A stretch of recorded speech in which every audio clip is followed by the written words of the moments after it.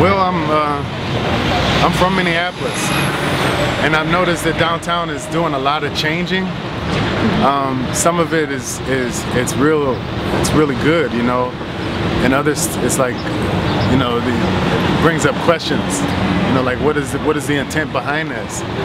And so where I live at, to come into downtown, I take a street called Glenwood, and when you get down by the farmers market, you know, you start to see like this big transient population. And so I just wanted to touch on that, because a lot of times these people are almost considered invisible, you know, so to speak, unless they're like begging for change or someone feels threatened.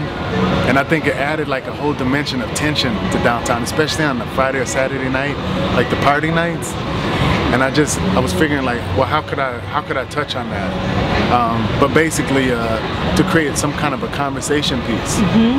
And I partnered with a photographer, and I wanted to, you know, because the other thing for me is that, you know, there's a bunch of stuff happening on the north side, a lot of change like downtown, and I just didn't feel like,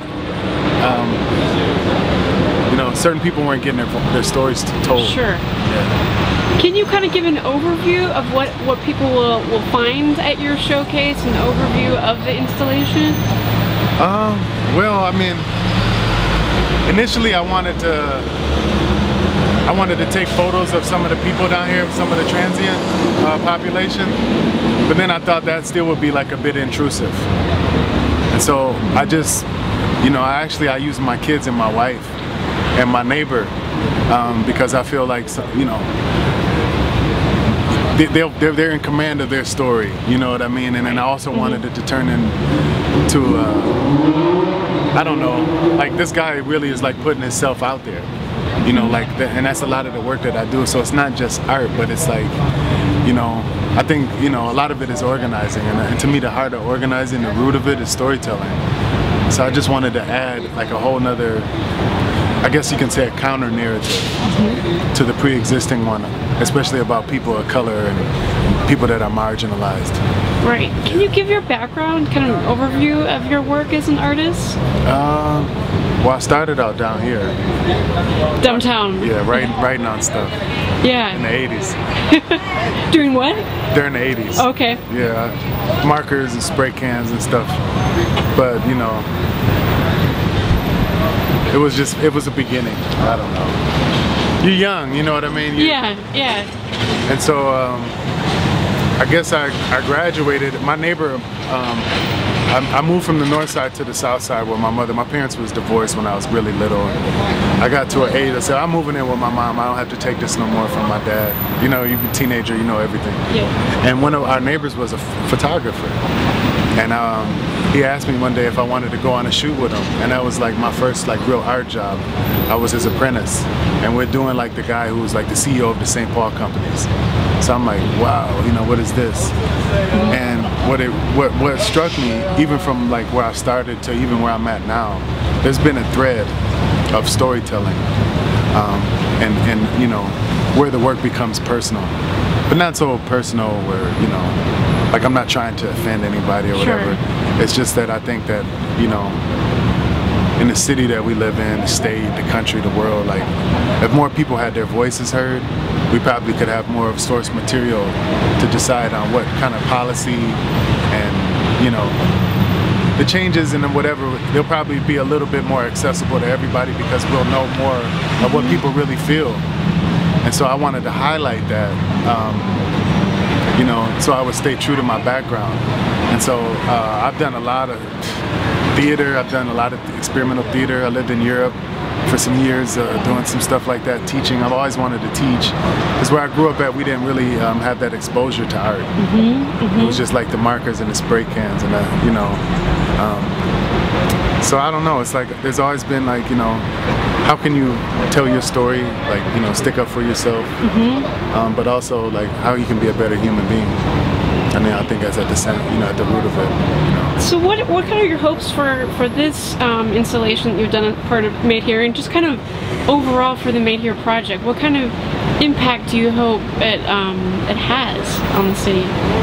Well, my initial intent was, I would hope it would be some kind of conversation piece. You know, like I want people to walk by it and go, hey, what's this? You know, and then somebody else might be walking by at the same time and they're staring at it. But consider, you know, the fact that it's outside, it's not like inside of a gallery. So maybe the conversations will be a little bit more real, where you might hear some profanity, or you know, or somebody might say something that they wouldn't say, like if they were candor. Way more candor, you know, but also honest. And so that was my hope, is that, you know, somebody wouldn't like it and say, why don't they get this piece of whatever, you know, out of here? We don't want to look at this. At the same time, somebody else might say, well, hold on a minute, this is interesting. Let's read the caption. Let's read what this guy is really trying to say. So just that, because downtown is you know, it's like during the day is like, you know, people are going to work and they have these jobs and these buildings, but at night it's like a different animal. Absolutely. You know what I mean? Yeah. So I wanted to make something that could fit in those two different worlds, you know, night and day. But specifically about what people look at when they see each other. What do you really see when you look at someone, you know? Because downtown, you know, most downtowns are very pedestrian areas.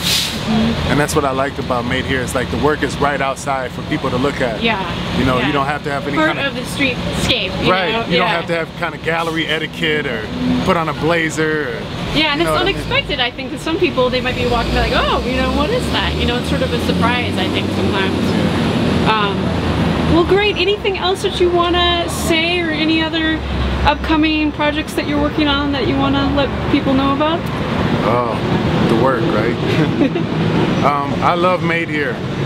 I love what they did. I love Joan's my hero. I always keep telling her that. Because you have to, I mean, art is bold. Especially now where we have this whole,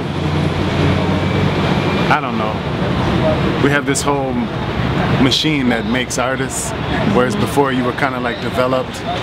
So I think this is great in that regard, because we're developing or redeveloping our relationships, which I think oftentimes gets overlooked. Because you just make the work and you call your agent, or you know, or whoever, your gallery rep, and then it's theirs now. I'm more interested in the conversations and the stories and the memories that you create, of course, along with the process, but also, you know, like the relationship now that, you know, I have with the Hennepin Theater Trust.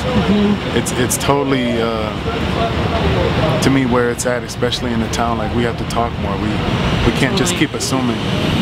Well, thank you so much. I appreciate you telling us, giving more background. Hope it made sense. It was fantastic. Thank you. Thank you. Okay.